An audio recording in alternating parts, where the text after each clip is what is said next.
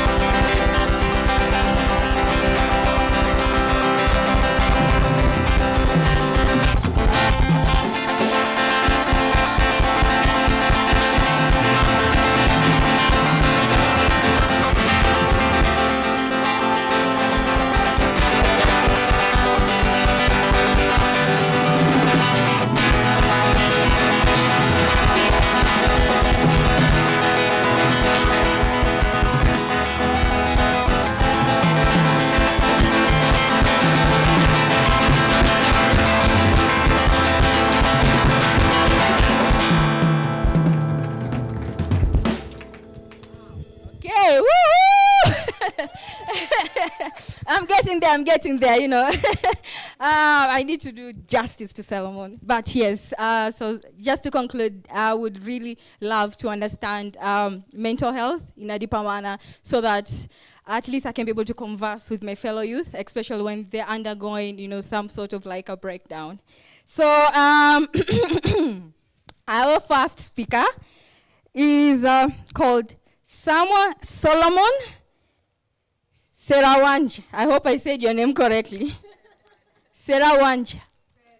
Selwanja. Thank you. He is the executive director of the African Institute for Investigative.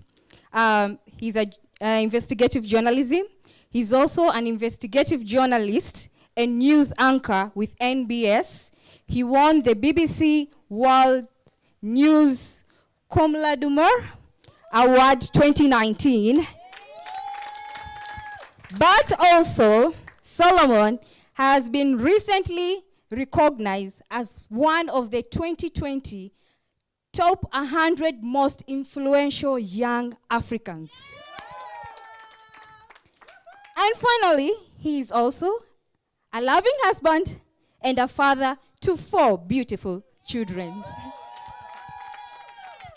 Therefore, ladies and gents, help me to welcome Solomon!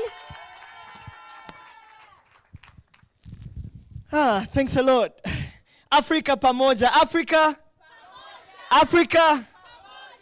I'm so honored to be here. And it's emotional getting on this stage, right? Especially when you're talking about Africa. I believe that investigative journalism has a critical role to play in changing our continent, Africa.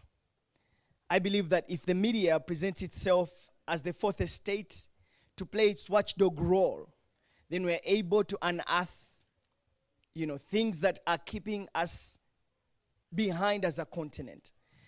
And it's very, very risky, I should say. I've done 12 years in the journalism game, but about 10 years of my life in investigative journalism.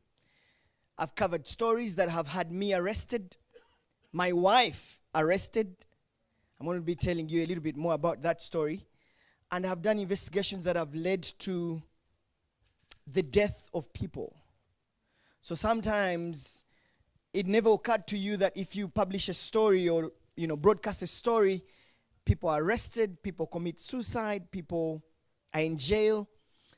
One day I was with my wife in a supermarket, and somehow I think I had gone to pick something, and then there's a woman who came to me and told me that the blood of that young man who committed suicide is still new. This is about 6 months after the investigation.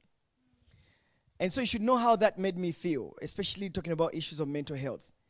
So today you're a hero, tomorrow you're a zero. So today you talk about, everyone is praising you for having unearthed people who steal medicines from government hospitals and selling them on the black market in South Sudan and in Burundi.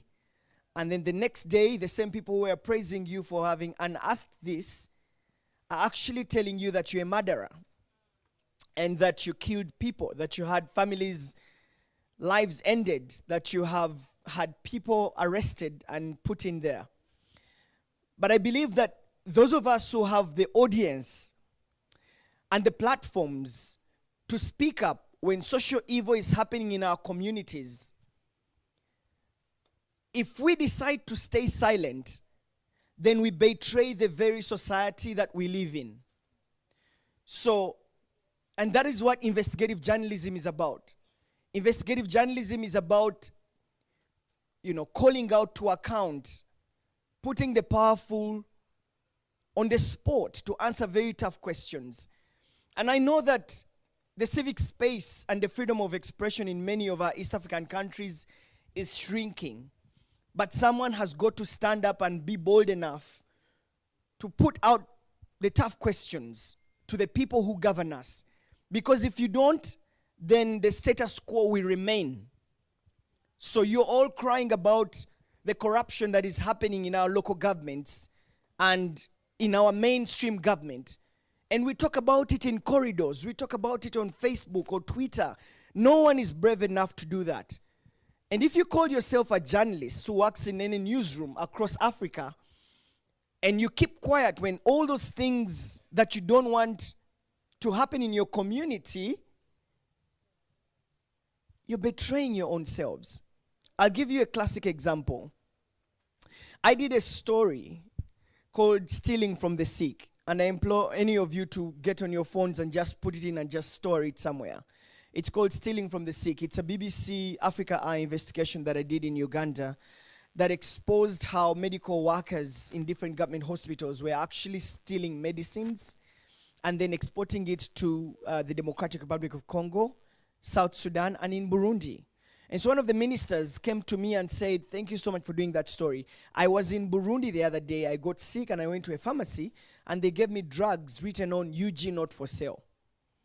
So I did an investigation going into the underworld of the mafias who are actually doing this trade, right from the high level and to the lowest person in the clinic. It's a well-knitted cartel that operates an underground business, and then they sell the medicines. So at the end of the day, people do not have access to the medicines when they come to hospitals. That investigation was so big that it caused national and international attention. I was summoned to appear before the WHO. I was summoned to appear before the Parliamentary Committee. The August Assembly watched the investigation from start to end.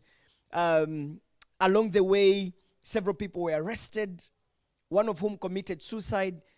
Now, shortly after all that happened, I was arrested, and the whole crew and my wife spent 3 nights in jail because she refused to disclose where I was. Now you can imagine, you are somewhere and your wife tells you, "Hi honey, I hear people walking in the compound. I don't even know how they came in. What's going on? Come home." And I'm saying, "Can you look through the window?" She's saying, "I can see men in uniform walking around. What's going on? What did you do?" And she said, "Come home. We are worried. Come home." And then I noticed, I'm like, okay, now this is getting crazy. And she said, "If you don't come home, I don't know what to do. I'm alone with the babies. And what do I do?" I said, "Just be strong. Lock every door and make sure that every window is locked up." She was picked up, taken into the jail cells, and when my children were watching their mother being arrested for a crime she did not actually commit, but her husband, because he's an investigative journalist. So she was in there for a couple of days. Later on, I had to surrender myself to the police. I was put in. I told them, if you want me to come in, then you release my wife. So I came in for an exchange. My wife was released, and I was in there for just a few hours because of public demand. Somehow the truth stood for me, and I was released. And that, in a way, was shaking to me. I mean, I had been arrested before for stories I did before. I investigated the cocaine and heroin trade in Uganda. I investigated the guys who are behind the sale of ivory and bushmeat business in Uganda. I've done risky stuff. And my wife sat me down and told me, you know what? Do you care about us? And I said, yes, I do. I do care about you and our children.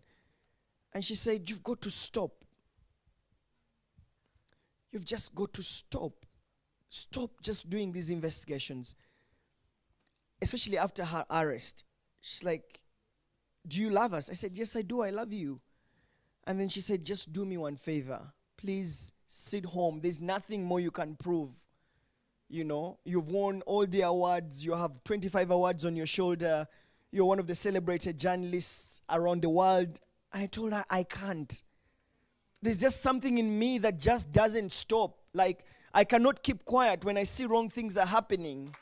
You know, and it was sad for me to tell her the truth, but I had to tell her. I told her it's just, I would be lying to myself. Like, if I stopped, I would have lost my purpose in life, because maybe this is what I was born for. Maybe I was born for investigative journalism. Maybe I was born to be the person who is going to stand and put the truth to power and ask the tough questions and risk my life so that the truth is exposed, so that maybe my children will live a better life even when I'm gone. And I think that's what life is about. So if you are seated in a community and you see all the wrong things happening and you fear because you're going to be arrested or you're going to be killed or even kidnapped, listen, at the end of the day, how do you go to bed, put your head down and say, well, I have children to look after, I have a wife, and tomorrow your children will be sick, or you will be maybe up country and you are pregnant, perhaps you've gone to do a project up country, and then your water breaks and you have to be rushed to the nearest health center. But because you've not spoken out about, mama kits being stolen or medicine being stolen, your insurance will not help you. It will be the health center too where you'll go for you to get an operation or even to get a delivery. And because you didn't mention nothing about it, you will lose your life. So at the end of the day, I implore you, I dare you to go where other people fear. I dare you to challenge the people in power. I dare you to stand for the truth. I dare you to put your foot forward and say, it will not happen in my community. I choose to take the bullet for the truth. And I know I'm asking you for too much. But at the end of the day, what matters is one thing. Silence is violence. Good evening. Oh, right next is Lillian. Lillian is coming up next, but I'll give the mic to our moderator.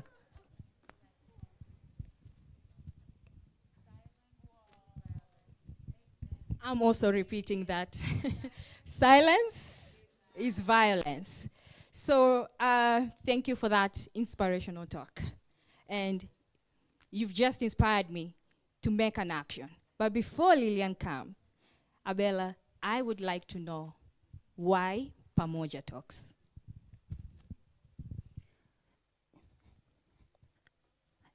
I was supposed to be doing this with Ivan. Is he here? Otherwise, I represent him. I don't know how you followed that, so I'm sorry for my conversation, but just entertain me for a minute. Because that, sometimes when someone speaks, you just want to sit on it for a minute, right? Thank you, Solomon. But why Pamoja Talk? So this has been a dream that I think was birthed 2, 3 years ago. And the idea is very simple. How can a continent so beautiful, so rich, can be so poor and so full of disease? How can we be so spiritual and very corrupt? So we're trying to look at how can we have such innovative young people? How can we be the biggest population of the young continent in the nation, in the world, and yet the most unemployed, the most uneducated? It doesn't make sense. So do we have answers? We don't. But can we talk about it? Maybe we can. And I think this is how we are starting. And Solomon, thank you for starting us the conversation. And without further ado, please contribute to the talk. Our hashtag is One Young Africa, right? And these are the Pamoja Talk. And why we are sitting on this behind beautiful Peter painted paint is because this is how, according to Peter, our community used to meet in the village bunge and deliberate on the issue of the community to find solutions. So I think our question is, can we find solutions tonight? Can we begin a conversation that bring local solution for local challenges? Lillian Madeje.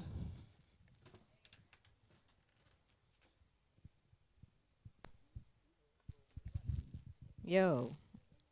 Hi, everyone. I'm not really sure, man. Solomon, you just opened us up on a whole other level. Good evening, everyone. The name is Lillian Sechelela Madeje. And I'm here to take you through a story of a girl called Lillian, or Sechelela. Sometimes I think I have multiple personalities, but it's okay. I am passionate about people. I am passionate about innovations. I am passionate about technology. And through each and every random thing that you ever see me doing, at the core of it all is I want to see some type of transformation. Developed people develop nations. Earlier this afternoon, after Bella pulled me into this, I'm like, okay, what am I going to be speaking about? Because much as I usually stand and do public speaking, there is something about actually standing and being vulnerable. And that's what I'm going to try to do, but I'm not going to top Solomon. Solomon, man, that just took me. I think I need a session just to go through that. But develop people, develop nations. Why did I start with that particular terminology?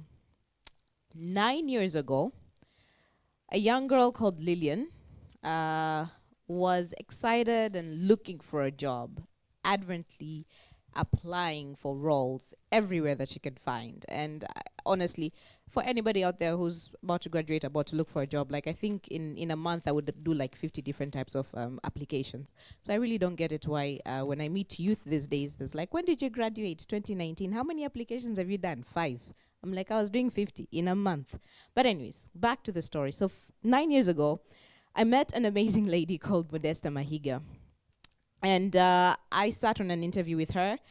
I was passionate about her passion for Africa and her passion for people who will actually transform Africa. But I was actually going to her because she had a company and I needed a job and she could actually place me somewhere. And I did my interview with her. After I finished the interview, Modesta goes like, are you willing to work for me? I'm like, hey, who works for who? Me, I was here looking for a job. Now you're telling me that I have to work with you, but that's a different one. But long story short, I started working with her. And the tagline, developed people, develop nations, is the tagline that her company had, Professional Approach Group. I started as a team coordinator, literally running around the office, coordinating the different teams that were doing different things. In 4 years, I was able to move from team coordinator to something which I forgot. And I was actually able to resign as the managing director for one of our entities. And what we were doing is literally training and working within the human capital industry in Tanzania. Now, if anybody told me 9 years ago that I would actually be having under my belt 3 companies, I would definitely tell them that they're joking, because Modesta, that woman, I do love her, and she's somebody who has mentored me tremendously. She was very adamant in telling me that she sees something in me Mia's like, I don't see anything in me. Mia, I'm just here. I want my money. I'm going to pay 8 to 5. I'm good. She made me work through 5, and I learned the art of actually putting your best out there and just being great at whatever it is that you're given. And for anyone out there, if you're ever going to say that I multitask, you better put yourself to the task of multitasking, because she made sure that I multitasked. And she would give you that assignment that, I remember she once gave me an assignment of doing a report. I didn't know how to do a report. And this is for a client who is, it's not like your SME client. This is like your corporate client, and you have to do a report. But she would give it to you, and she's like, yeah, sort it out. And you would sort it out, and you would make it work. So just fast forward. 9 years later, I have 3 companies under my belt. I am more than ever passionate about building talent. Talent. Why talent?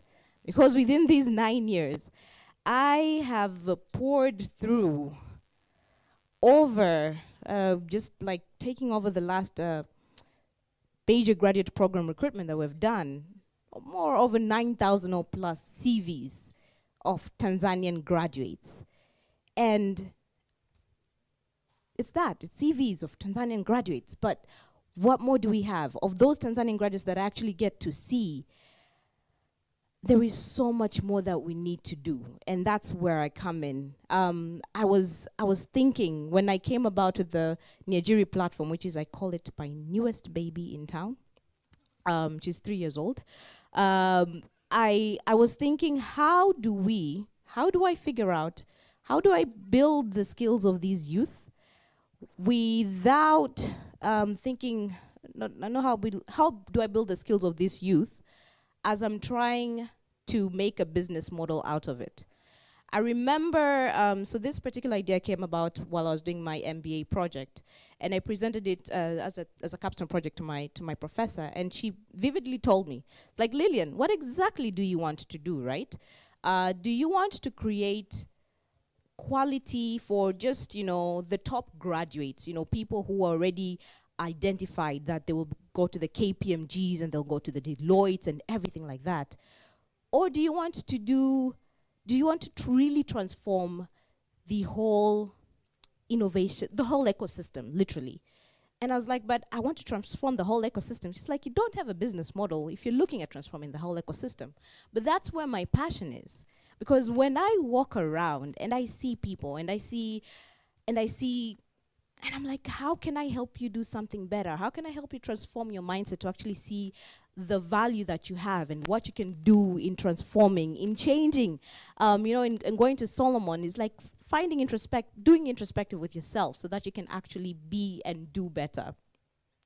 And I went with the former, with the latter, that I want to really transform the ecosystem of talent in Africa. I call Tanzania my launching pad. And from literally 2017, when I had scrapped in large sticky notes. I love sticky notes. If anybody has come to my office, I have many of them. And if I do any workshop sessions, I have sticky notes. We started with 0, 2017. We have scaled to 21,000, 22,000 users of Niajiri. There's opportunities, and not just opportunities, but we're looking at scaling. So I was looking just at Tanzania, but looking at scaling into West Africa by next year, looking into scaling into South Africa by next year. And all of these things just started. And as we're clapping, woman is still trying to make a buck out of this. Even though I look good and I look fine, it comes down to the passion. I'm still trying to figure out, how do I still make sure that I transform everybody's lives that is touched by Niajiri, right? And that when they come to the platform, because the thing was, how do I multiply Lillians?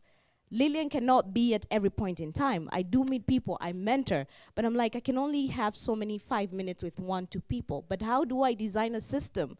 How do I make sure that this can be scalable? How do I make sure that this can be viable, that more of Africa can actually access?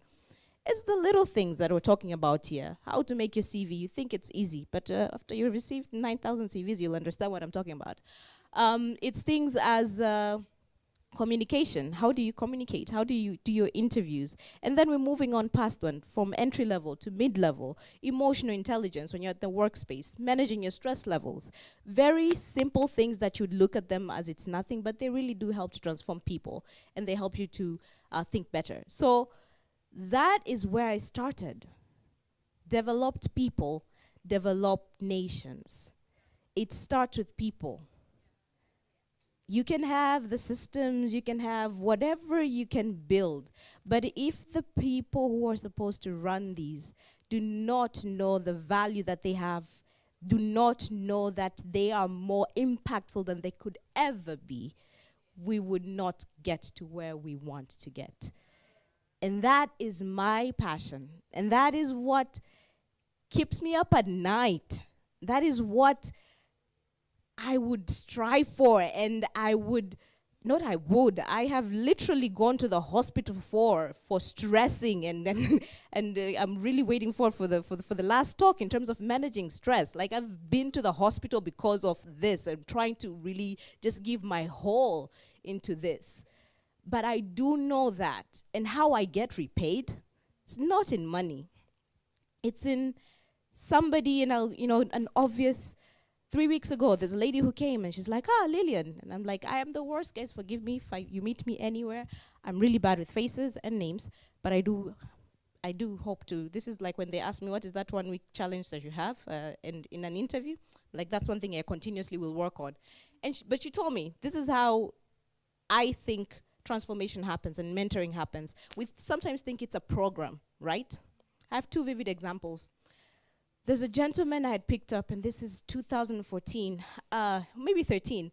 I was doing a radio show at Clouds, Choice FM by then, and it was called The Link Connecting Business Mind. And I was coming out of the office that day. It was a Saturday. It was running every day, every Saturday, 10 a.m. to 12 p.m. And this kid had gone to Clouds. He was taking his mixtape, and he needed a trip back, I think, to Mikocheni. And it was raining, so I was like, it's okay, you can get on the car. Literally, that drive did not take more than 15 minutes or 20 minutes. But I started just questioning him, what are you doing, whatever. And that was it, 15, 20 minutes. This kid dropped out of my car. I'm like, cool, pieces. This was 2014. 2 years later, I think around January, I get a call. Who is this? And he's like, hey, Dada, I don't think you remember me. Obviously, I do not remember you. He starts to, remind me what it is. I'm like, okay. It's like, Dada, I just called you. You do not understand. I'm in Shinyanga right now. I am officer of culture na sanaa or something. Kupitia, sorry, I'm going to Swahili, but some officer of culture arts under the government system. After talking to you, I just really started. That was a 15-minute talk that I took nothing into it. You never know what you're planting, what seeds you're doing when you actually give somebody time. Another lady, this is a program that I did in 2012 while I was under Professional Approach, which was at VETA, and it was a 6-week program, but one of the ladies that was actually a participant called me up 2017. Again, same thing. Dad, I don't think you remember me. I do not remember you, God forbid.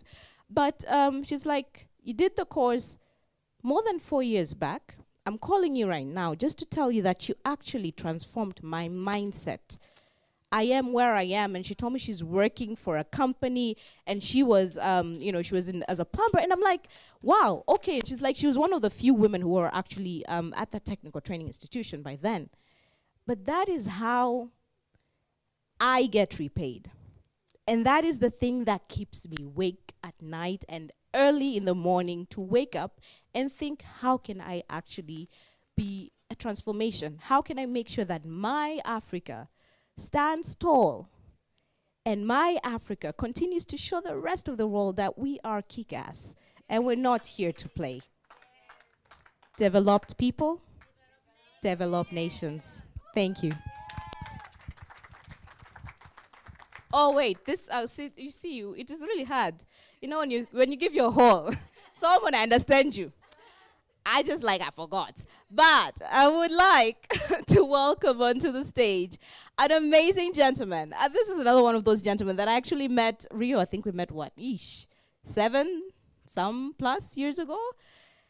And we've never been that close, to be honest. But I've been watching you from the sidelines, and seeing your growth and seeing just your transformation has been amazing. And so it is my honest pleasure to welcome to the stage Rio.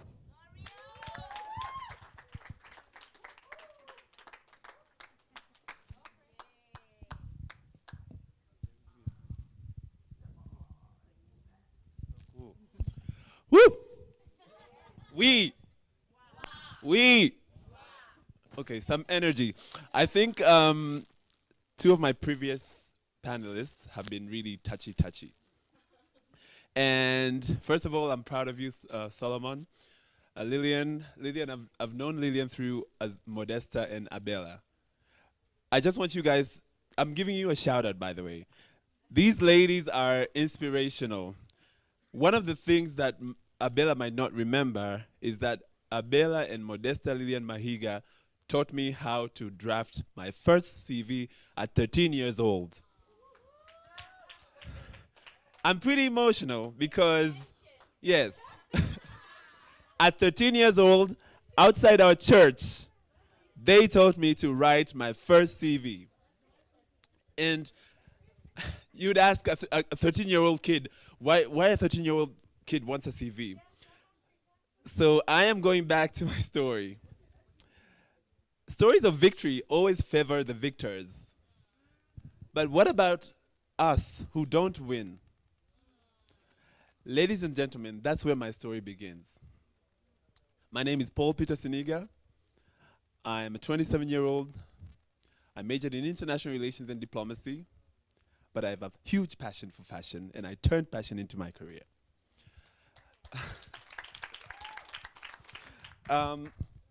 By the way, my South African designer friend sent this, so you know, because the dress code said some African touches. So, going back to my journey, it's been an uphill climb of ups and downs, resilience and triumph. For a 27-year-old kid to be in fashion for more than 10 years, it's pretty much amazing, I would say. It's not easy, but it's pretty much amazing. When I had the idea in high school to start my own brand of image consultancy, nobody would believe in me, and nobody in Tanzania knew what image consultancy was. They confused me with a designer. And I'm like, I don't like to sew clothes. I don't like how to put things together. I just like to play around with clothes and make people look presentable. And I didn't know I was going to make money out of it because it was still a fresh profession in Tanzania. And I was in high school, so nobody really, my homeroom teacher never understood what I wanted to do. I was always late for the yearbook pictures. But it's always good to have friends who would understand your vision. And that's one thing this journey has taught me. So through high school, I didn't do well in my Form 4 because I was busy chasing my dreams. And that was a huge disappointment for my father, and I think my late mother too were very disappointed. But I didn't also give up because I knew I messed up and I gotta pay the debts. Yeah, I come from the north of Tanzania, so we're pretty much huge in debts. We have to pay the debts. So I decided to go to college for my undergrad studies. I went to the Center for Foreign Relations, and Lord, I tell you guys, that place changed my life. At college, I was forced to learn life the way adults did. Yep, I was forced to have skills that I didn't know before on dealing with different kinds of human personalities. And we all know some humans come with their package. I had to learn the hard way. But I'm thankful because it showed me how of a strong young man in entrepreneurship I can be.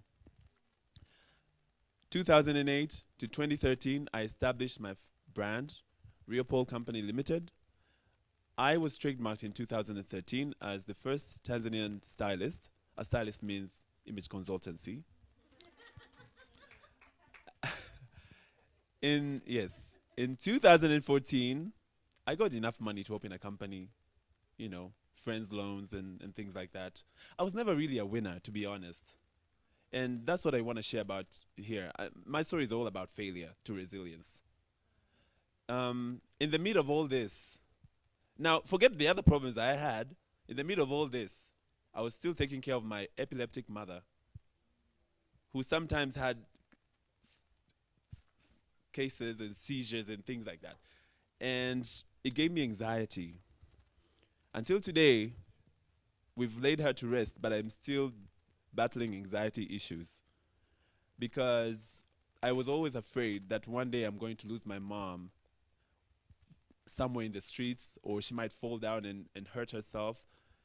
So it's still in me, and it's a hard journey, but I feel like people need to understand that even the Lillians and the Solomons and people who stand on these stages bear a certain burden that is very, very human, and they need the empathy to grow.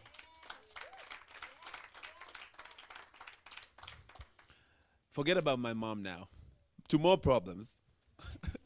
Yeah, sorry, I'm a problem guy. My country didn't have the regulations on how fashion business were to be regulated. So that's another challenge. You go to this sector, they tell you, but we don't understand what sector is that. We just know there is like designers, and it wasn't really a profession that people took into account. I'm glad they do now because they see the money, Yeah, thank you guys. Shout out to you. But now they see the benefits of having creatives, incorporating creatives into the economy, because the creative industry contributes a lot of money to the economy. So now people are starting to understand. But back to another problem. Africa, though we are one, but each country is very decisive on the actions they take. So how do I, a kid with $1 million dream of cutting across Africa, African fashion, how would I grow my dream? Because I didn't just want to be in Tanzania. I wanted my work to be acknowledged across borders, Kenya, Uganda, South Africa, everywhere. How does this kid from the streets of Dar es Salaam get up there? Question mark. Uni teaches you a few things that maybe life teaches you or life doesn't teach you. But I'm thankful that I've met like-minded people. Through the entrepreneurship journey in Tanzania, I've learned that we young people need to also adjust our business models to solve African challenges with African solutions.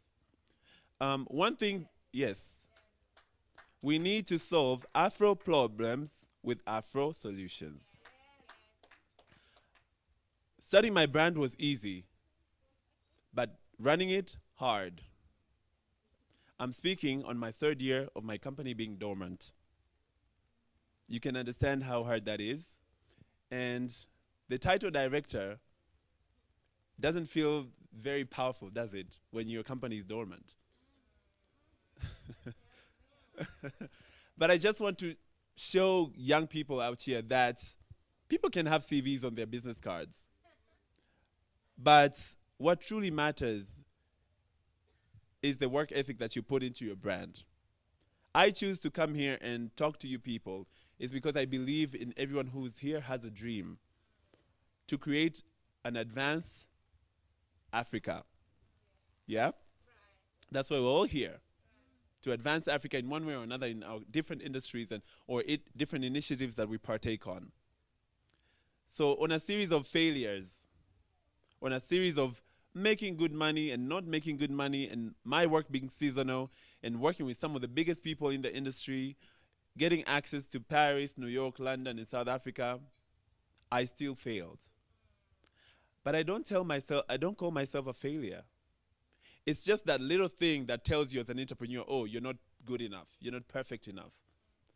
But to me, just like Solomon and Lillian said earlier, there's a calling that you have to keep pursuing.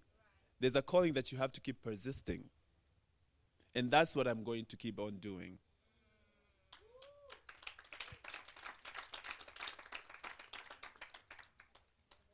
Enough with the sadness, guys. um, yeah, it's been a fun ride learning, driving a fashion company in Tanzania. And one thing that I'm very proud of, it's made me meet so many like-minded people who have nurtured me into the man I am today. My company might not be a successful company, but it did show me the tricks of the trade. That if you want to build a strong foundation as a young African entrepreneur, you have to think local meets global. You don't have to think global meets local. You have to use and you have to compromise and steer yourself to fit into the African market. Because if you look at the demographics of African fashion consumers, there are plenty. But why are our designers, our stylists, our makeup artists, our musicians still dying poor? What is the question? It's because we say we support them, but we don't invest in them. There is a need for all of us. There's a need for all of us to reimagine Africa with a new perspective. Buying local, buying African doesn't mean you're mshamba. I mean, I know this looks good, and a few people have actually. So, especially with young people, we have a lot of presence of social media where social media narrates what is good or bad for us. And this, I urge my fellow young people. I work in fashion, and I know that we are the change for Africa. If we decide to invest in African businesses, African brands, then these people will be able to access more funding to grow their brands and to cater to bigger markets.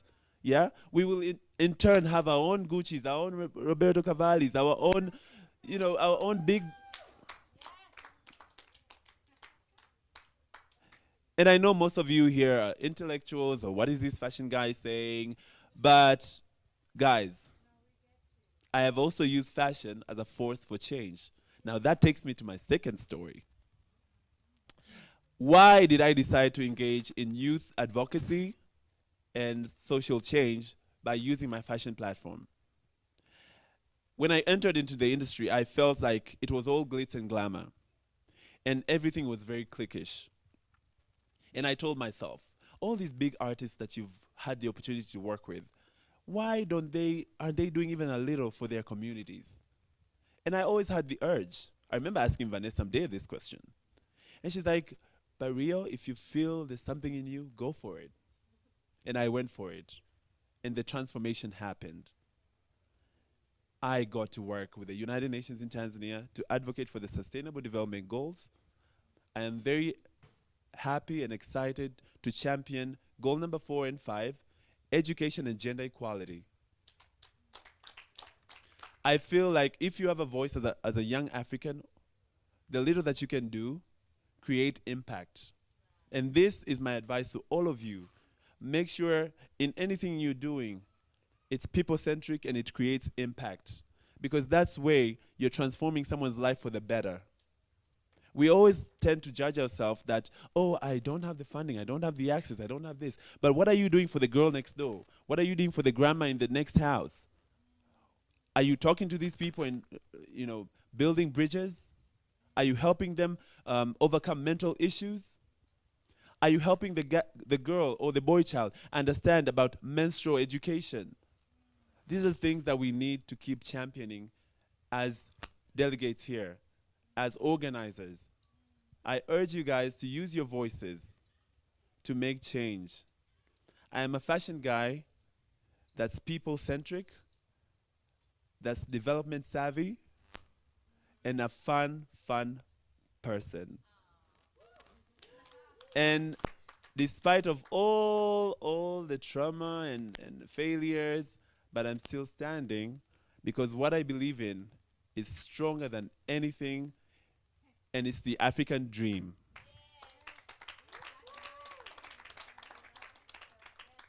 I've talked a lot, but let's tell African stories the way we want to tell African stories, and let's use our voices for change.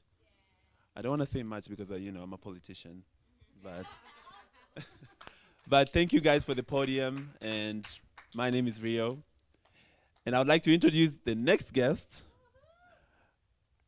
who I'm appreciative of.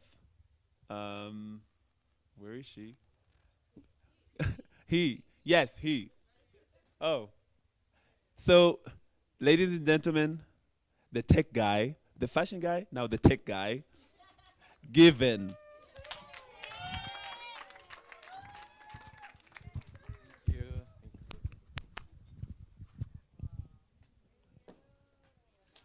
Hello. Great. That was really great, Bria, and all the speakers that spoke before. But the one thing that I think has cut across all the speakers so far is a calling, right? It's where you have to really be committed to something and stick to it. In other words, solve a problem that only you can solve. Choose a mountain to die trying to climb, right? Because because that's really what everyone who spoke before me has kept on saying over and over again. That yeah, I'm facing challenges, but this is the mountain I'm going to die trying to climb, right? It's less about climbing, it's less about reaching on top, but the conviction that I have to climb this mountain, right? The journey, the struggle is the reward at the end of the day. Now, there's this researcher who took 5 monkeys and he put them in this big cage. And then what he did is, on top of it, he hanged a banana, right? And whenever any of the monkeys would try to touch the banana, he would pour water on them. Then after a while, these monkeys picked up the clue, like this guy is not really moved by us trying to touch that banana, so they stopped touching it. And then after a while, the researcher took one monkey out because he realized they are not touching it for a very long time, and put a new one in. And this new monkey naturally tried to also get that banana, right? And the other ones were like, are you trying to get us killed? It's not something, we don't do that here. And so when he did that, all the others stopped the monkey. And then after a while, the researcher took another monkey out, and he put another monkey in, and it's the same thing. He was wondering, why are these guys just staying here while there's a banana on top? And the other, the guy is like, yeah, they don't do that here. And then they stopped doing it. And so this happened so much so until it got to a point where all the original 5 monkeys are out, and all who are there are monkeys that were not in the original water games, right? But still none of them would touch the banana, you get. And so what do we have now? We have 5 monkeys with a banana on top of them. None of them is touching it, none of them knows why. You understand? And this is pretty much like culture and tradition. Because everything that because it's passed down from one person to another. And nobody can tell you why, it's just that we don't do that here. Right? And for me, that's something that really bothers me. Because there's a saying that tradition is just peer pressure from dead people. And for me, I feel like that's really true. Because in the end of the day, the things we are not doing, we don't even understand why we're not doing them. But we just know it's not something we do, right? And where it bothers me the most, what really bothers me the most is in one aspect, in education, right? It took 68 years for the airplane to get 50 million users. 68 years. But it took Twitter only 2 years, right? It took Pokemon Go 19 days, right? But throughout 100 years, the way we learn is still the same. Nothing has changed about it. If a dead person was to wake up right now and explain how school is, it would be the same way a kid in class 7 would explain right now. Nothing has changed. And so for me, that's something that really bothers me, and it's a hill I'll die trying to climb, because I feel like it needs to change. The main reason why it needs to change is because if we change the way we learn, I'm not talking about just subjects, but the overall way we learn, I think what's going to happen is we're going to rediscover our place as Africa in the world. Because the way we are learning right now isn't a model that was originally African. It is a model that we saw working on other places and we brought in. And so we decided to do it. And it was adopted at a time where it needed to be adopted. By the time Tanzania got independence, we had, I think, 9 doctors and 12 teachers. And so what was really needed was a lot more 9-to-5s. People who would work in factories and places, 9 to 5, etc. And there was a contract, a social contract that was signed in the back of our head. It was, if you go to school and you stay in school and you do well in school, you'll get a job. That was the contract. And we have all lived by it. But what we don't understand is the reason behind the contract. Initially, the reason for that contract was that we need more people who can do 9-to-5s. We need people who can follow instructions because we are trying to produce. Yeah. So here we are right now, 50 years later. We have more than enough people we need, right? And people are wondering, why are there no jobs? It's because what we are doing right now isn't what serves us at this moment. And so whenever people say the education system is broken, I usually say it's not broken. It's doing exactly what it was created to do. It just happens that we need a different thing right now, and it's not what the education system was created for. It's like if you have a coffee machine, and then all of a sudden you want juice, you don't say the coffee machine is broken. It's really functioning perfectly. It's just that what you're looking for is not what it was created to do. And so that's why the entire African continent is struggling with that. It's not that people are not smart. It's not that the government is failing. It's not. It's just that what we are looking for is a different thing. So our education system doesn't need fixing. It needs a redesign with what we are trying to get. Right now, if you look at the entire world on the leading educational systems, one thing you realize is all the best education systems started from the beginning. From Finland, for instance. They started from the beginning and started questioning everything. Why are we doing this? And I think we can do this in education as well. I think we should do this. I think it's something that would really change our continent, because Africa is full of innovation. We just need to find a way to tell it in the current world. How can you say Africa is not innovative when we were growing up, we had our baby walkers made from wood? Right? How can you say Africa is not innovative when our mothers, when they were growing up, they didn't have to buy coconut from the shops? They had kibao chambuzi, and they created that. So how exactly is Africa not innovative when we were growing up, we didn't have to buy dolls, we created them. We didn't have to buy soccer balls, we created them. So the question remains, when did that stop? Right? At what point exactly did we realize we need to define innovation by other standards, and we need to be taught innovation by other people? Right? And so that's something I think we need to do. It's not something that's easy. It's not something that's easy because nothing worth doing has ever been easy. Right? It's something that's you're going to get pushed back a lot. And I'm not talking just about education at this point. I'm talking about anything that you feel you really, really have to do. The hill that you choose, I'm going to die climbing. Right? For Lillian, that's human capital. Right? There's investigative journalism. There is fashion and helping artists.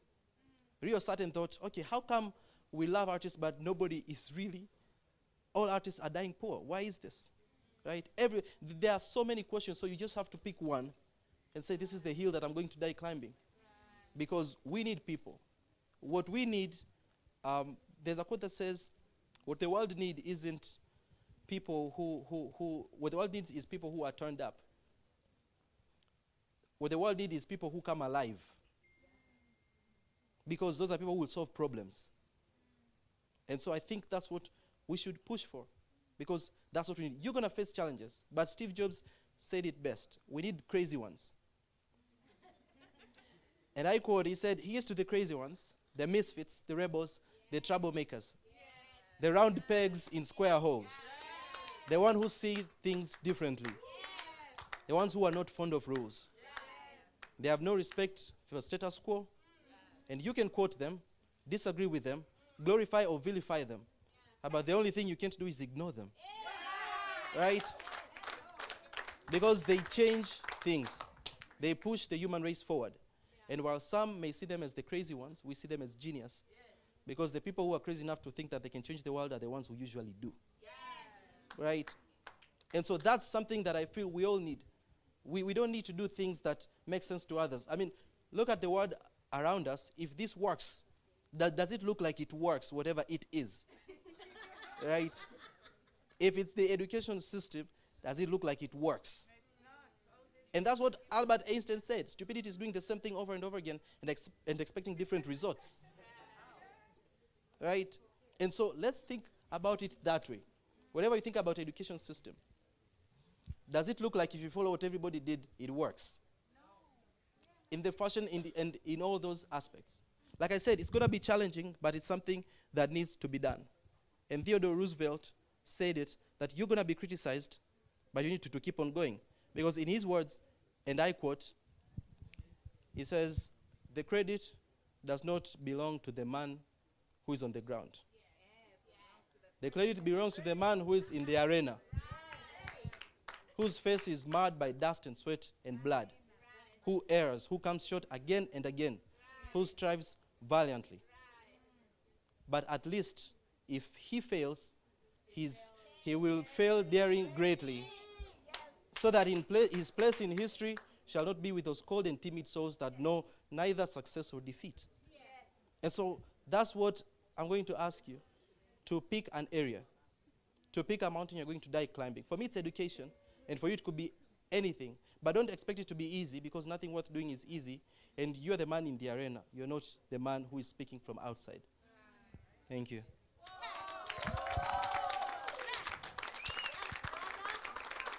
The previous speakers spoke about how challenging this all is, and it has been for me as well. The stresses of it, the questioning of it all, and sometimes you just sit and ask yourself, what was I thinking, right? And climbing this mountain. Of course, people have tried. What did I think I was, right? There are a lot of those moments, but they all come back to one thing: mental health. Because nothing really is going to keep you going like the way you speak to yourself when things are tough.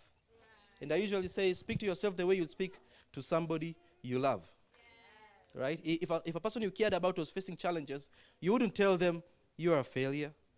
You do not deserve to do this. So that's how you should also speak to yourself whenever you're facing challenges. Right?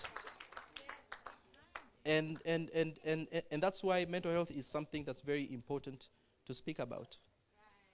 That's why our next speaker, all the way from Jamaica, is going to speak about exactly that. Natasha.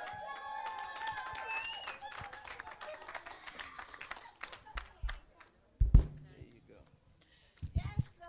So as Natasha is coming up, I have a very humble request for everyone. Everyone behind there, can I humbly ask to kill the chatter so that we can focus on the conversation? I want to believe if you're sitting here, you're really sitting here to join us. If you really don't want to be here, I would appreciate if you take the chatter a little bit further. We love you because this is really healing some of us, right? So we'll appreciate if you can do that, but let's be, especially in the coming talk, right? Be present here so we are all one spirit. Thank you. Dante.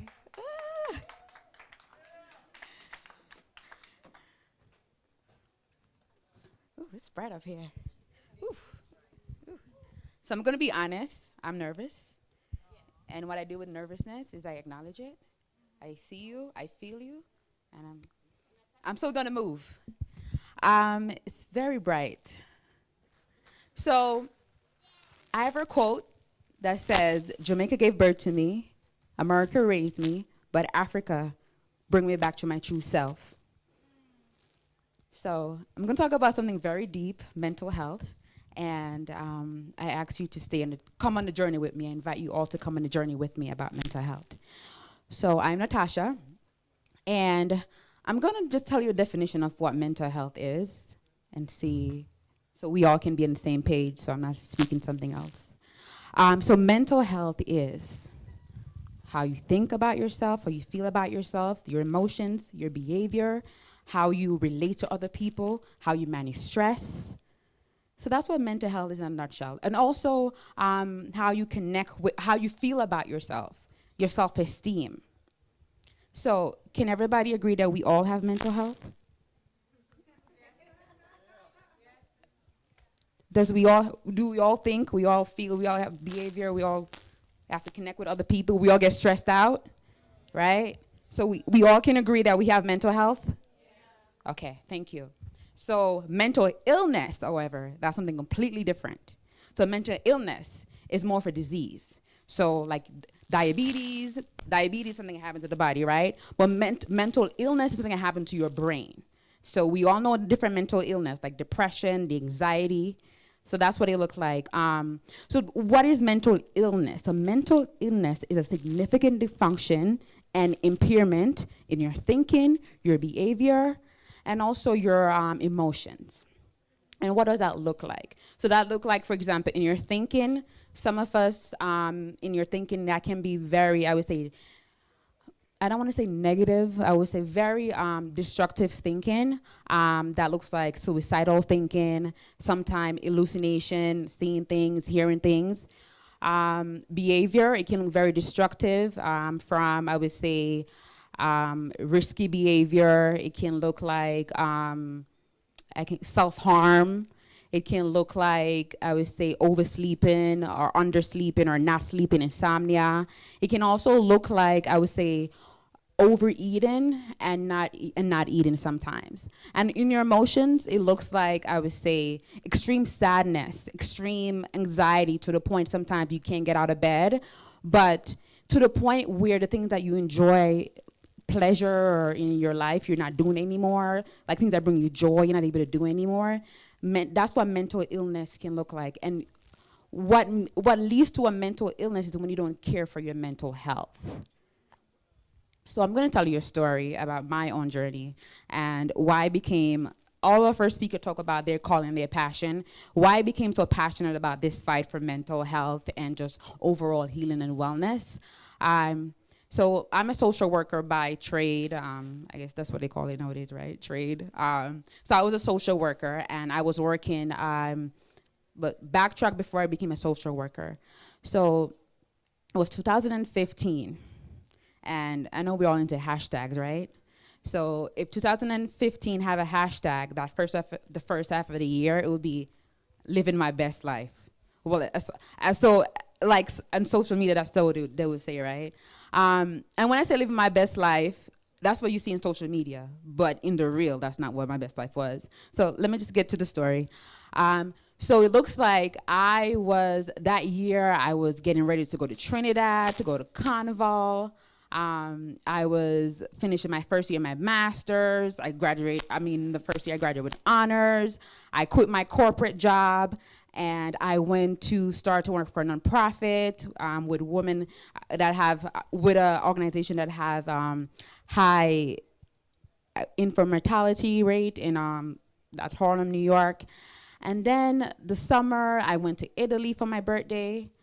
And then between August of that year to November, I gained 40 pounds. And us women, I can only speak for women, us women, we don't know that we gained those 40 pounds and somebody said, ooh, girl, ooh, Natasha, you gained a couple of pounds there. I was like, and that's when I started to get self-conscious. I was like, what happened? What's happening in my life that my weight can, because I always have a weight problem from I was younger till I would say until I figure out what the problem was. So I had to take a deeper look within myself. What was going on in analyze myself. What was happening in my life where my weight continued to be an issue, and not my weight, but what's going on in my life. So I had to take a deeper analysis, and it was when I sat with myself and I analyzed, is it that I was working full-time, at a full-time job, I was going to school full-time, at an internship, and also I was actually in a very unhappy relationship. For 5 years, I was with a man that I wasn't truly happy about. But because I have a fear of being alone, I stayed in that relationship.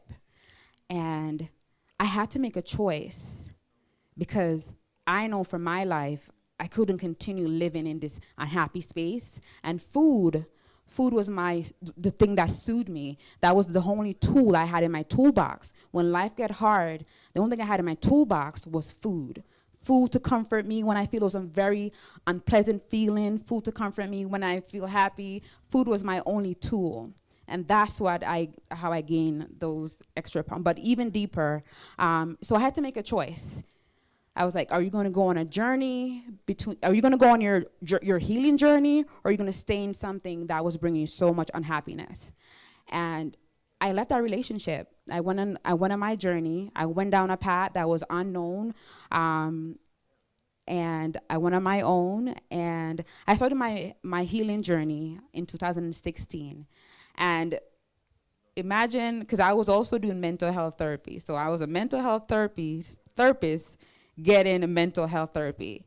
So I sat with a therapist, and I was very sure. That's one thing. When you're an expert and then you go to another expert, you already kind of figure out, like, in your head, like, this is what they're going to say, that's what they're going to do. And I'm like, and I will come in there well prepared about what this person is going to tell me. I already know that. And I was carrying around this story, because we all have some stories, right, that we carry around. This happened. So I was carrying around a story that my parents abandoned me. I didn't talk to my mom for 17 years. My mom said something to me when I was like 13 she said that I was lucky that she didn't have an abortion with me. And from that day, when I was 13, I never spoke to her for 17 years. And I was kind of on a story that she abandoned me, she didn't love me. And I made up in my mind that there's no way this relationship could ever be healed. And I told my therapist this, and he was like, did you ever ask her story? I'm like, what? She didn't have no story. She's the one that did what she did to me, and I was already made up in my mind that she's the one that was to be blamed. But as the inquisitive person that I am, I was like, okay, he has a point. She may have a story. But whatever it is, I need to figure it out, because I need to have some type of closure in this story. So I called my mom up, which I haven't spoken to in 17 years, and I said to her, what you did to me impacted me. Impacted my life for a very long time. And she immediately started to cry, and she started telling me her story. And I heard her story. Her own mom abandoned her when she was young, and how she never knew what love was. And she went through it. My mom has like 7 kids from 5 different baby daddies. That's what they called it in America. And it's because she was looking for love in these different faces. And the more she told me about her story and not having a family and looking for things different, like, the more I understand why she was the way she was. You know, our parents can only teach us what they know. And that's how I was able to, my method of healing was to forgive her. I'm not saying that our relationship is perfect. It's an ongoing process. And the story with my mom is again, it's an ongoing process. But when I talk about healing, it's like an onion. You see, it's like an onion, so it's forever unpeeling the layers. And I realized that a lot of times I, Natasha, was acting out of my trauma. And one of my trauma is being a sexual trauma survivor. And when I get into relationships, I was acting from that space of I can't trust you, or you're gonna do something to me, I'm not safe. And I would say that what really transformed my life is adopting a holistic lifestyle, because a lot of times healing look like, oh, I'm just gonna take care of my physical health. But I believe that we're whole people, therefore we need to be healed holistically. And holistic healing look like mind, body, spirit. It looks like physically. I believe in natural healing. We're in Mama Africa. Hello. I mean, go to the river. I mean, sometimes I go to the river and I just cry and let it out. I mean, there's so many natural things around us to heal us, to ground us. So I believe in natural healing. And when that looks like physically, the walking, the running, I mean, just breathing. When it comes on to spirituality, spirituality is not religion. We're all born with spirituality. The same energy, life force that's in me is within you. And I believe in cultivating that every day with yourself and with your creator, whosoever you call your creator. And they look like the meditation. They may look like yoga. That may look like an affirmation. That may look like reading your scriptures. What does that look like to you? When it comes on to, I would say, emotional health, I'm big on being honest with what's going on with yourself. Every day that you wake up, how do I feel today? What do I need today? Being honest with those emotions. We all experience some type of suffering. And I was investigating. I'm also a PhD student, and I'm big on investigation and research. So I was investigating. I know our fellow leaders around here. So I wanted to know the real issues of young leaders that's in this conference. Like, what are the real issues when it comes on to mental health and that's impacting them? And suicide came up a lot. And I was not expecting that. I believe the underlying, because mental health, I believe, is like an iceberg. Everybody watched Titanic, right? What sunk Titanic? Was it the thing that you can see, or was it something beneath the surface? Beneath, right?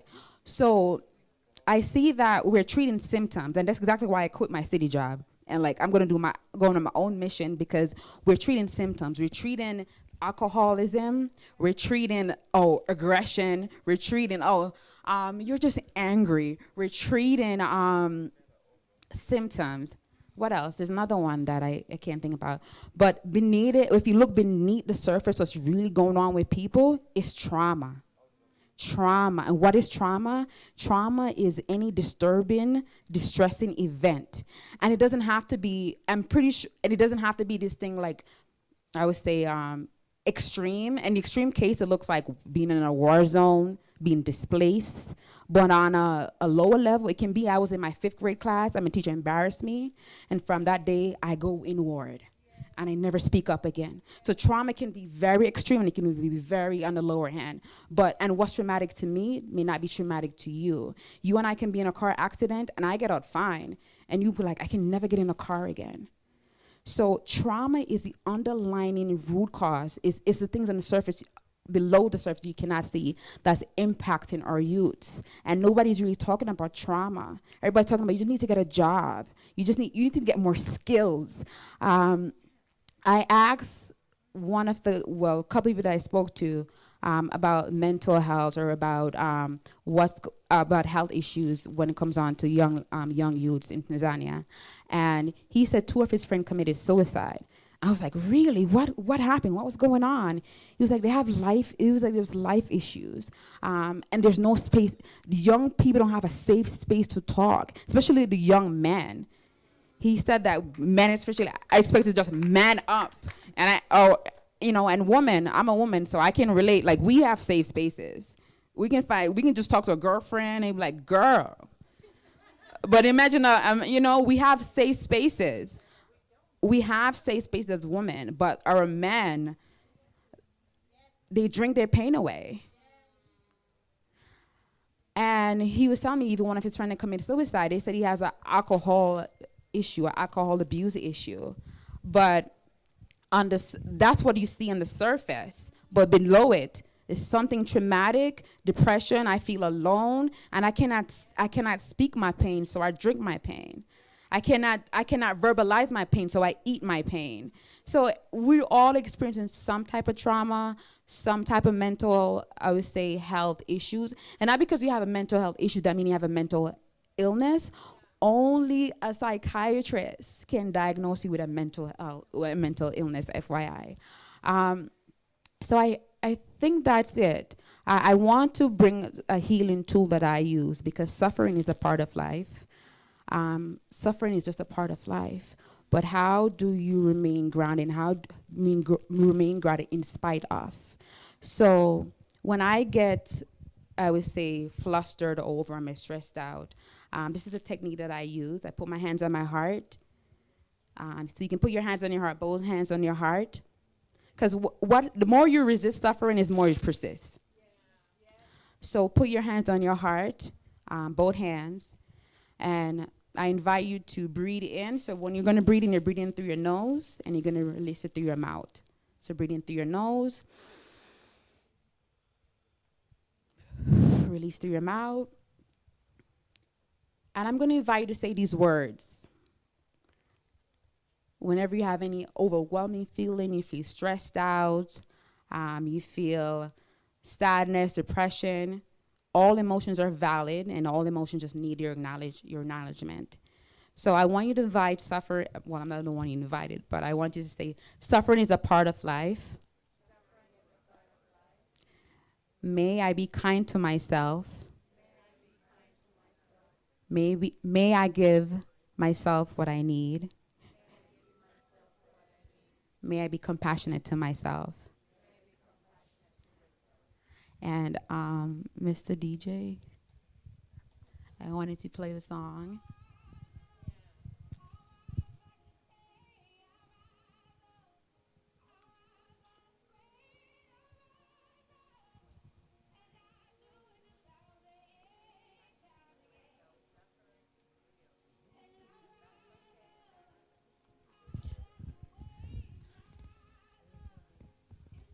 I wanted to read something real quick while we get the music together.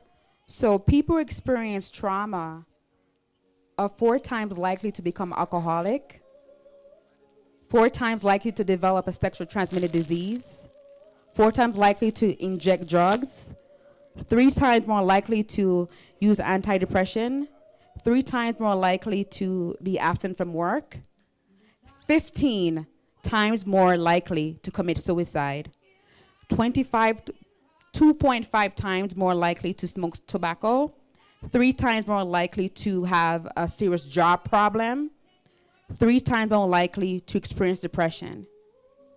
So the real problem is trauma, and we're not treating that, we're not talking about that. So this is one of my healing tool that I use is music. Because it's simple, things that you can use in your everyday life to heal yourself, to soothe yourself. It's one of my favorite songs. So in spite of it all, one Africa, one people, in spite of it all, we're one of the strongest people. And our history have shown us that we have rise in spite of it all. In spite of it all, we continue to rise. And I want to remind you to continue to rise. And when you fall down, that's friggin' okay. It's friggin' okay. There's duality in healing. Give yourself that compassion you need when you're healing. It took you whatever year. It took me 35 years to become who I am. So it's going to take me another probably 35 years to heal, and that's okay. But give yourself the compassion you need and love you need. You deserve it. So that's my spill. Thank you.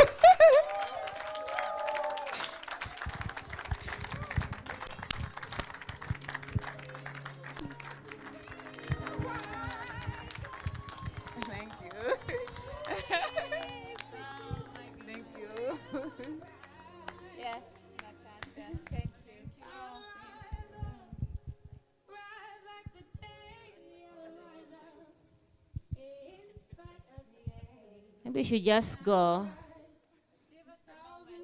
I think so, yeah. Let's take a moment.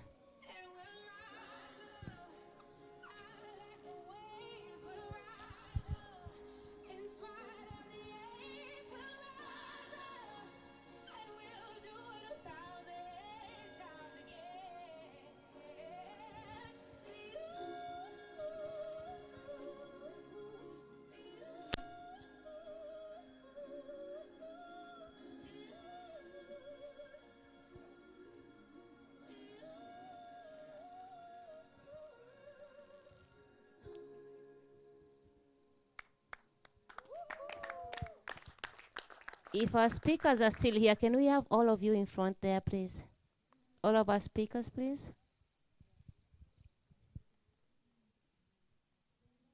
Lillian, Solomon, Given, Rio, Natasha. Can you all stand on the stage, please?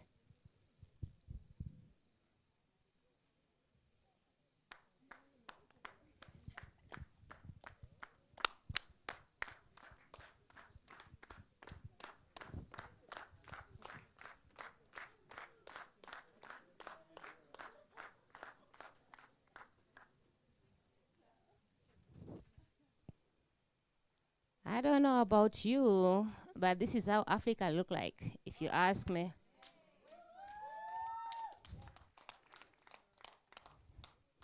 If you ask me what Africa looks like, this is how Africa looks like. We have our own digital solutions.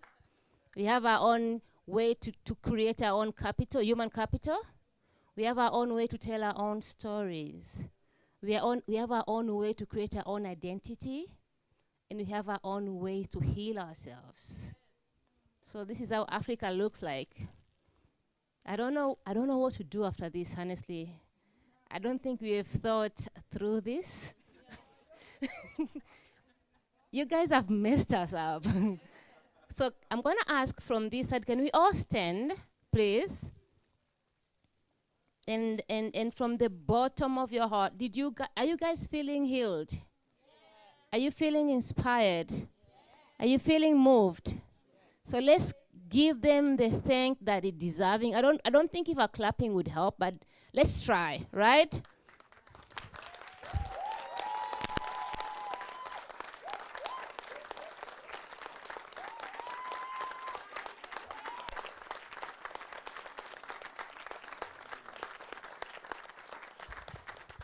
So I'm just going to give it to Sarah to close us and thank the team from there, Sarah, and then we'll go into entertainment. Oh, my goodness, Abella. You didn't prepare me for this before.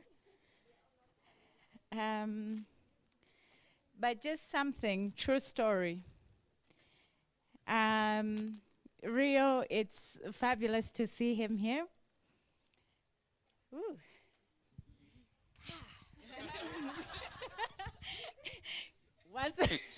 Once upon a time, I have a company, Piccini Lifestyle, opened I don't know how many years ago. A fashion company. I started with a collection company, Kitenge and Sisal bags. This guy interned for me. And he would go to Kariakor and do shopping.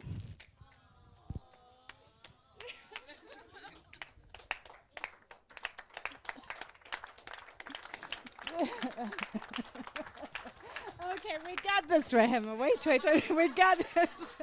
And Kisutu and bring the most fabulous fabrics. I'm sure I'm one of those people who did not understand what the hell he was doing. I just thought, draw me dresses and things like that. But my company is dormant. My husband restarted it last year, doing auto parts. But okay, you got this. You got this. You got this. You got this, Jamani. VP. Okay. But Natasha as well. You're fabulous. I met her when she first came, and she's like, I asked her, why did you come to Tanzania? And she's like, that's the only country that was open. So I left the US and came to Tanzania. But it's fabulous because I'm on a path, and I think we spoke about this. I'm not where I need to be, but I'm on a path. And it's good to see people like you.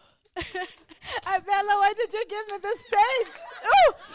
But anyways, my point was not to come here and cry. Listen, people, mini program director at TCDC, sikilizeni. Hamna kulia hapa, hamna kulia. But no, you guys are beautiful souls. Asanteni sana. It's been fabulous. Thank you for the stories, because you know what? If you're youth, if you've come to YouLead, You're talking about leadership. You're talking about... Tulikuwa tumekaa. Wait, Charles, can you come? Charles, please come. Charles, come, because I'm going to give you this privilege. So this, Charles, is my very good friend for many, many years. He lives in Arusha.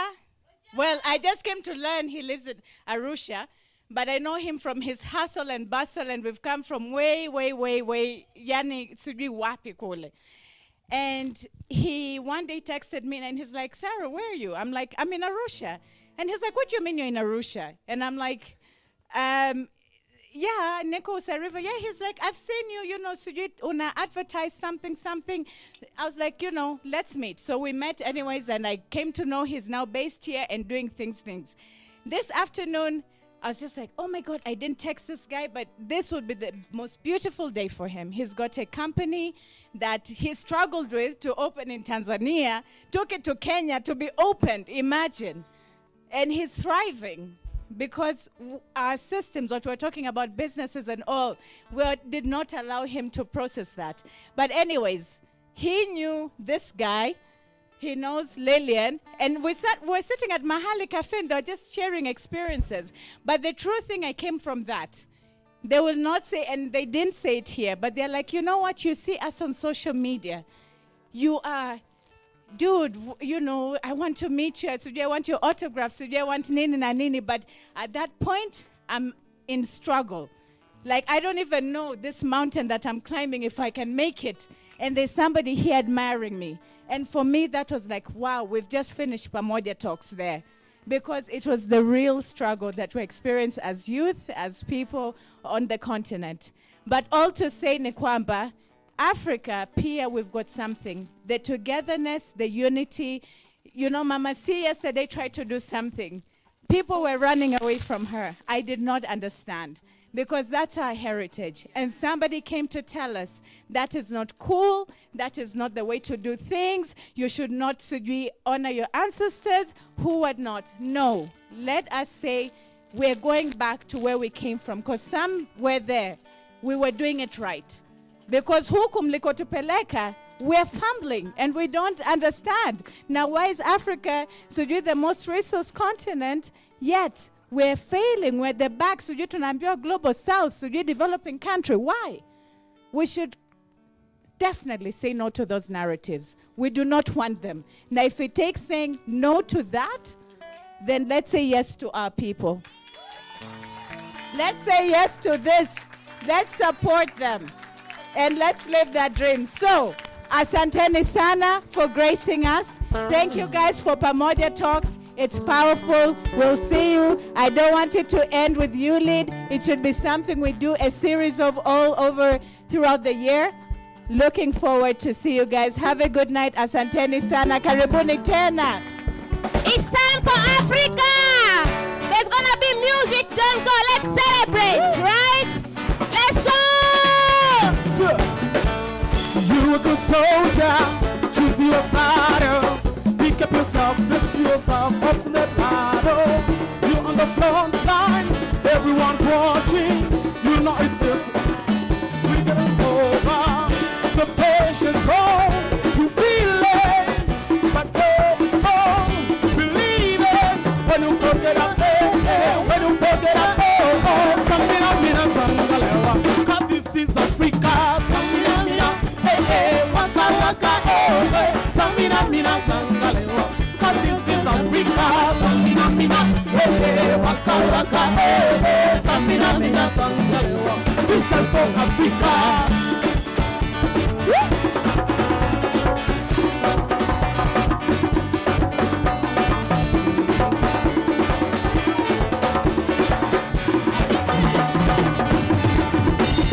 When you forget that when you forget that when you forget that when you forget that when you forget that when you forget that Tamina mina zangalewa.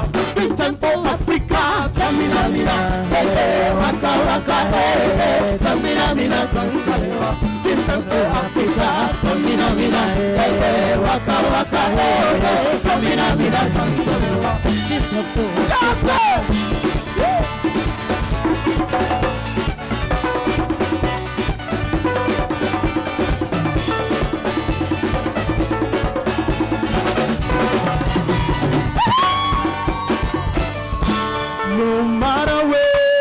go, remember the Lord that will be.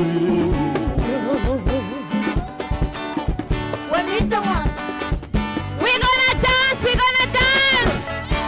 No matter where you go, remember the Lord that will lead you.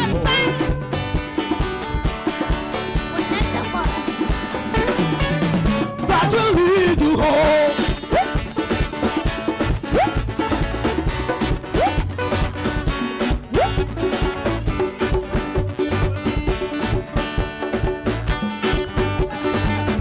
That will lead you home. Remember the Lord will lead you home.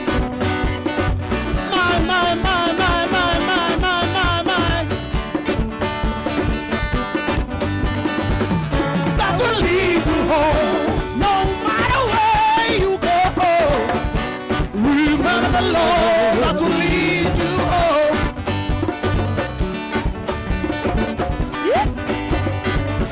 That will lead you home.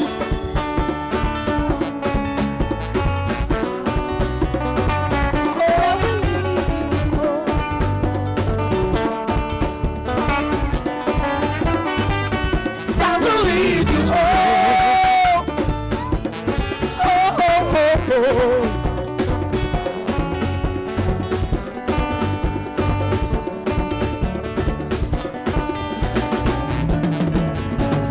When you forget that, when you forget that, Tamina mina zangalewa, this time for Africa. When you forget that, when you forget that, Tamina mina zangalewa, this time for Africa. Jango, Jango, Tamina mina zangalewa, this time for Africa. Jango, Jango, Tamina mina zangalewa, this time for Africa.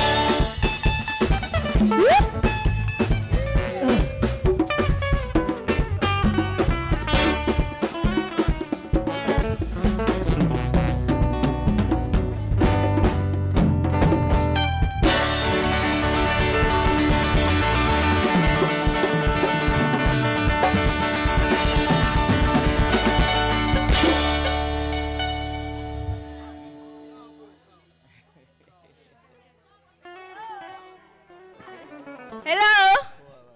So we are going to have a dance, and then the Wicca band will be back.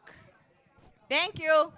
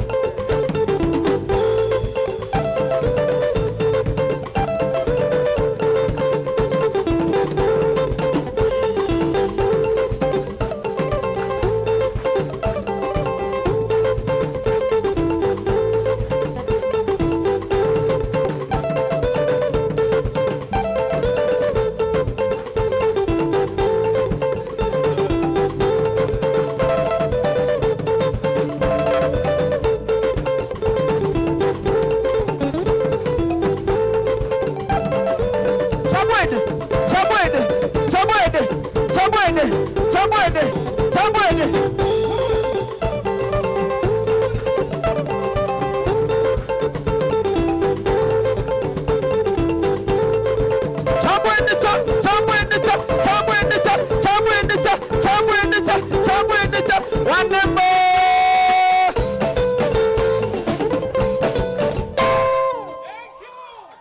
Thank you. Yeah, thank you. Wapogolo mpo? Ya, tunapiga nyimbo moja inatoka Upogoloni. Haya, Wapogolo msajiandae na Upogolo. Ni vitu vya nyumbani.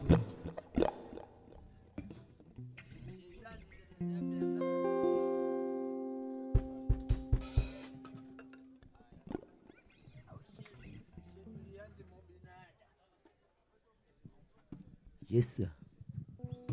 Oh.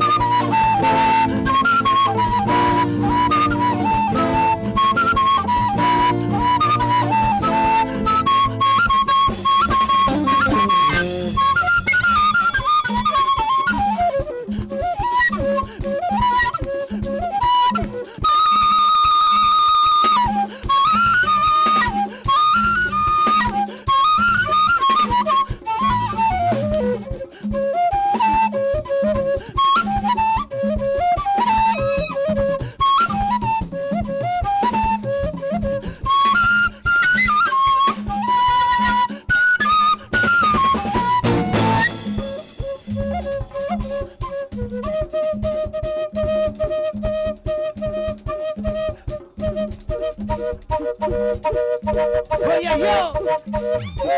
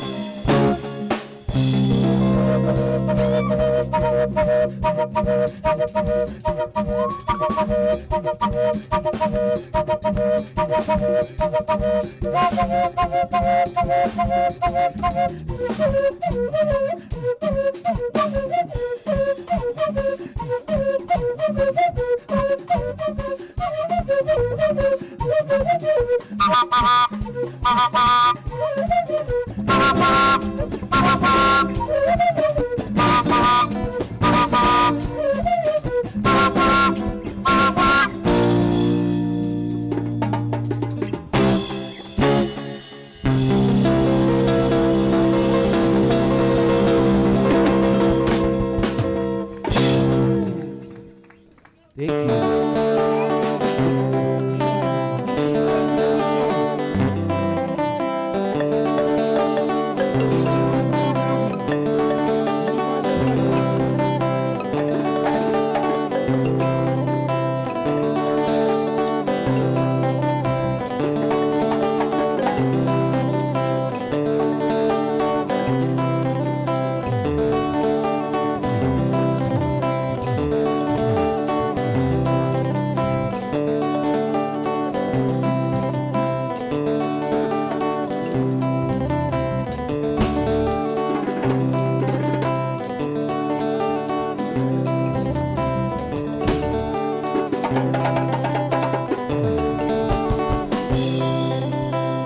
Ayo mama, ayo, ayo, ayo mama, ayo, ayo, ayo mama, ayo, ayo, ayo mama, ayo, ayo.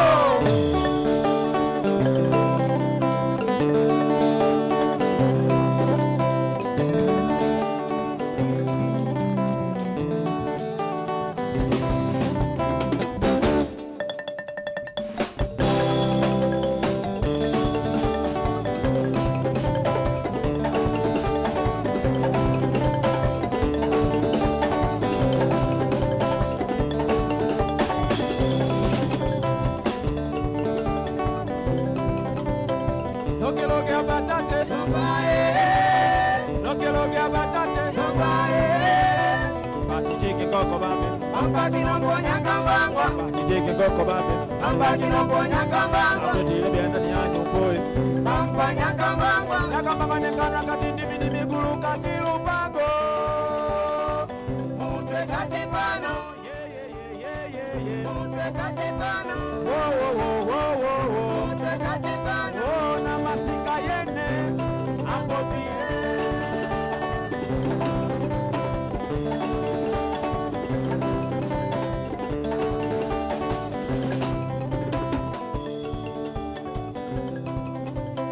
Loke loke abatate. Loke loke abatate. Bachiteke koko babe. Ambaki no ponya kambangwa. Bachiteke koko babe. Ambaki no ponya kambangwa. Atotile byanda nyanyo boy. Ambanya kambangwa.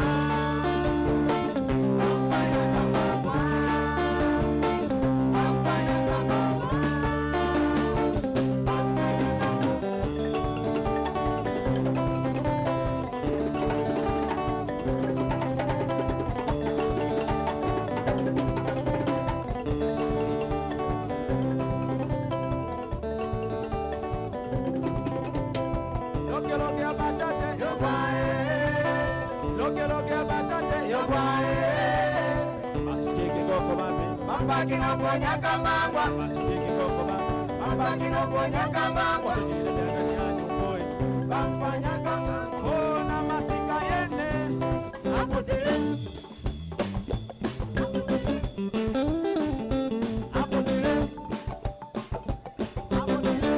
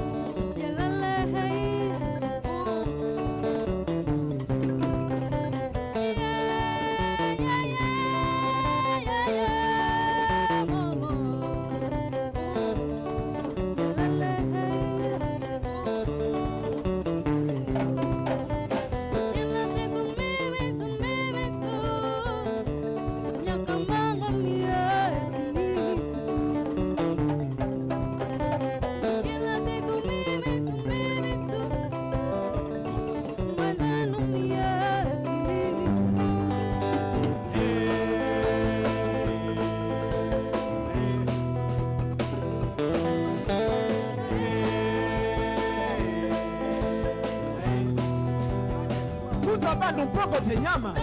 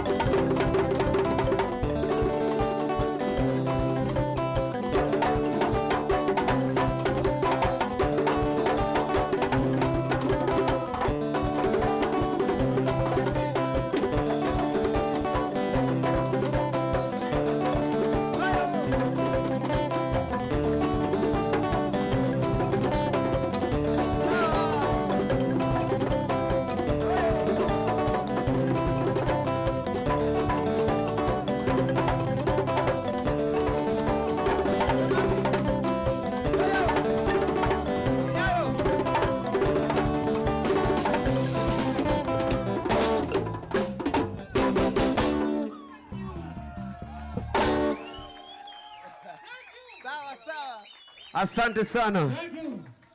Yeah, asante sana Plaza Kau. Yeah. Muziki ya kwetu. Asanteni sana.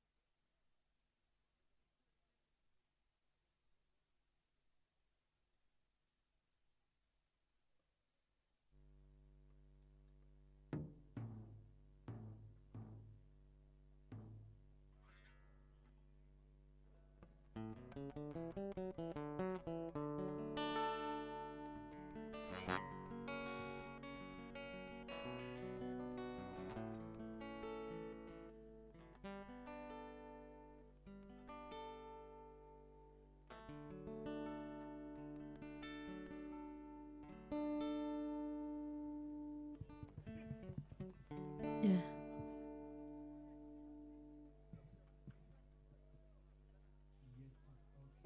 Okay. Moto juu ya moto, ngoma juu ya ngoma, au sio? Kazi kukiwasha tu mdogo mdogo, au sio? Yes.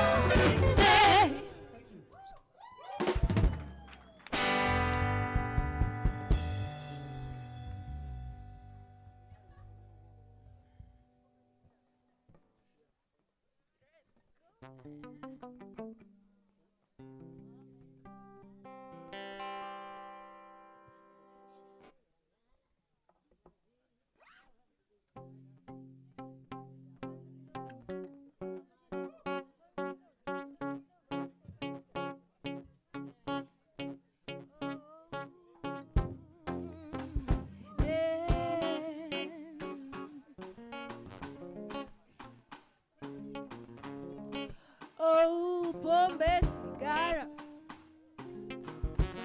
naweza wacha bila kung'ang'ana, ai, lakini hawa vijana vile nawapenda kama Rihanna, ai.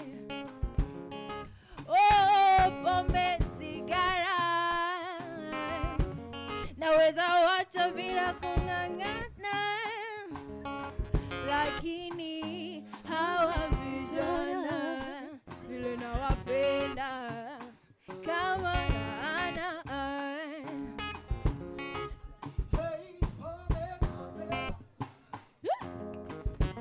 Naweza wacha bila, lakini hawa vijana vile nawapenda kama Rihanna, ai.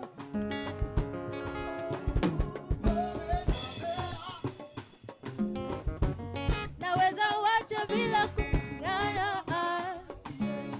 lakini hawa vijana vile nawapenda kama Rihanna. Nasikia walevi wote hadhia, lakini kuna